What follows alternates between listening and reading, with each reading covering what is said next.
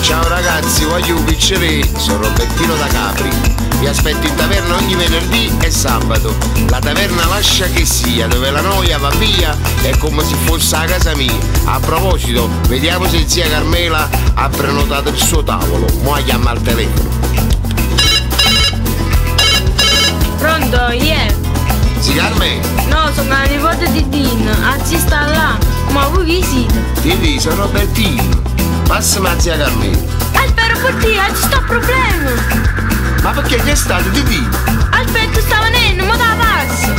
Uè, zia Carmela, ma che è successo? Ditemi, non mi facete sta compagnia.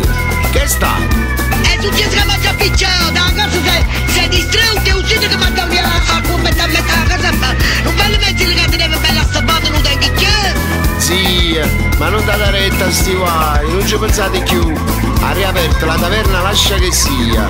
Venite qua, sì, e vi scordate tutti i problemi. Voi avete prenotato il tavolo, sì. In quanti siete? Mia figlia si mi sento di tutti i bambini, stanno a scuola con i bambini. Bene, sì, sentite, sì, ma mo voi la prenotazione la tenete? Che teneva bella stampata, non tengo che. Ah, l'avete persa? Vabbè, voglio, io vi aspetto qua in taverna. Oltre alla zia, aspetto tutti i miei amici e tutti quelli che mi conoscono, pure quelli che non mi conoscono. Voglio, Lascia che sia, Robertino da Capri e Luna Nova. Ciao, voglio, venite. Che immediata là! E adesso tutti con le mani vi voglio sentire con me, voglio, vai! Lascia che sia.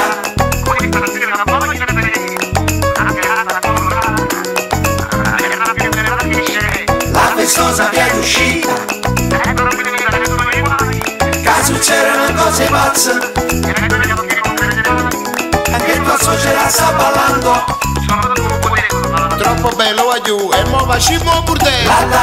Lascia che sia. Vai! Questa sera voglio te, una serata colorata, alla taverna più bella che c'è, la festosa via d'uscita, dai problemi e dai tuoi guai.